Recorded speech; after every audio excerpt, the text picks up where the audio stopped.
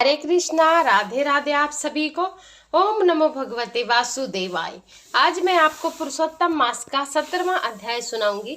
नारद जी बोले, हे कृपा के संधु, उसके बाद जागृत अवस्था को प्राप्त उस राजा दृढ़धनवा का क्या हुआ, सो मुझसे कहिए, जिसके सुनने से पापों का नाश कहा गया है।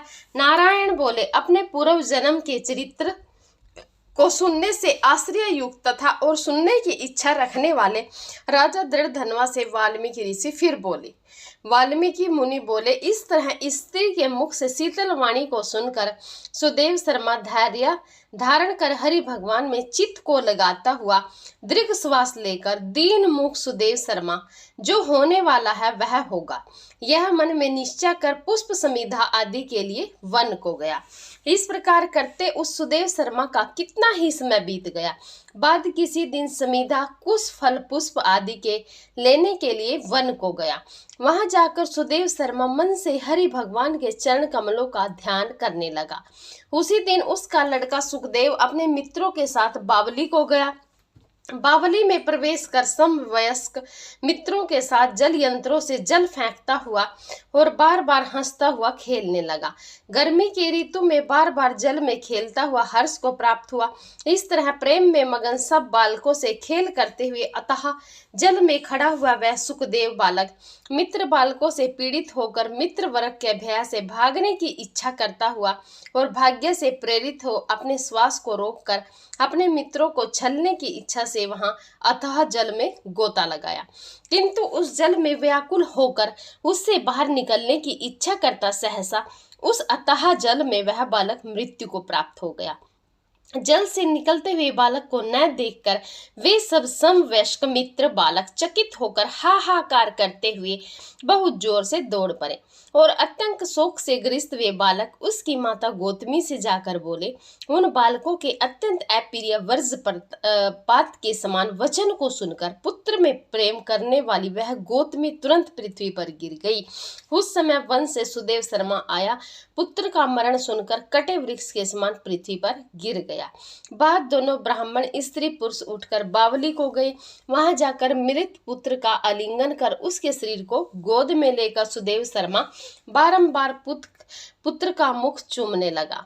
अपनी गोद में स्थित मृत पुत्र को बार बार देखता हुआ रोता विलाप करता गदगद अक्षर से बोला। सुदेव शर्मा बोला, हे पुत्र, मेरे शोक को नाश करने वाले शीतल सुंदर और शुभ वचन को बोलो। हे वत्स, मेरे मन को प्रसन्न करो। वृद्ध माता पिता को छोड़कर तुम जाने के योग्य नहीं हो। हे वत्स, वेद ध्यान के लिए तुम्हारा श्रेष्ठ मित्र बुला रहा है और बड़े हर्ष से पढ़ाने के लिए उपाध्याय तुमको बुला रहे हैं। पुत्र, शीघ्र उठो, इस समय क्यों सो रहे हो? तुमको छोड़कर घर नहीं जाऊंगा। घर में मेरा क्या काम है? तुम्हारे बिना इस समय मेरा हर घर शून्य जंगल के समान हो गया है। तुमको फल मूल प्रिय हो तो मेरे सामने से उठो, यदि नहीं उठोगे तो वन को भी नहीं जाऊंगा। वन में क्या काम है? मैं कोई निंदित काम नहीं किया और ब्रह्म हत्या भी नहीं की, फिर किस कर्म के फल से मेरा पुत्र मर गया? अहो ब्रह्मा, तुमने ऐसा करके कौन सा बड़ा फल प्राप्त किया? हे निर्दय वृद्ध दीन, मेरे नेत्र को लेकर निर्धन का धन और दोनों स्त्रियों का सहारा इस पुत्र को हरण करके तुमको लज्जा क्यों नहीं होती? सर्वत्र तुम दयालु हो, परंतु मेरे विषय में निर्दय हो गए। सो कहो, अहो आश्चर्य है मेरे भाग्य से, यह उल्टा कैसे हुआ है? स्वभाव से सुंदर पुत्र की खोज इस समय मैं कहाँ क्या करूं?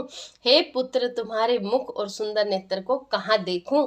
मेघ जल को बरसता है, पृथ्वी धान्य को पैदा करती है, पर्वत रत्नों को और समुद्र मुक्ता सागर मणि को देते हैं, परंतु उस देश को नहीं देखता हूँ जहाँ मेरा पुत्र हुआ, जहाँ मेरा मरा हुआ पुत्र मिलता हो, जिसके शरीर का आलिंगन कर हृदय के ताप को छोड़ता हो। हे वत्स, तुम एक बार शीघ्र वचन सुनाओ और दया करो। तुम्हारी माता लज्जा होकर चील के समान अत्यंत विलाप करती है। हे पुत्र, उसको देखकर तुम दया क्यों नहीं पैदा होती? माता पिता की आज्ञा के बिना तुम कभी भी नहीं गए। हे पुत्र, हम दोनों से पूछे ही दूर के मार्ग को गए हो क्या गया है तुमको? इस समय किसके वेदयान की उत्तम वाणी को सुनूंगा? हे वत्स, आज तुम्हारे और तुम्हारे मनोरथ वचन के स्मरण से मेरा हृदय 100 टुकड़ा नहीं हो रहा है, क्योंकि मेरा हृदय लोहे के समान है। हे कौशलेंद्र राजा दशरथ, तुमको हम धन्य मानते हैं, क्योंकि रामचंद्र के वन जाने पर पुत्र के ताप से दग्ध वे प्राणों को नहीं रख सके, परंतु पुत्र के मर जाने पर भी जीवित रहने वाले मुझको धिक्कार है।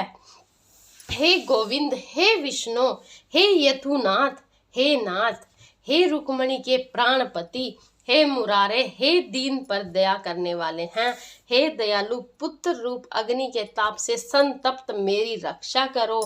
हे देवादेव, हे समस्त लोक के नाथ, हे गोपाल, हे गोपीश, हे चक्कर को हाथ में धारण करने वाले, हे यमुना के विष दोष को हरने वाले, पुत्र रूप अग्नि के ताप से संतप्त मेरी रक्षा करो।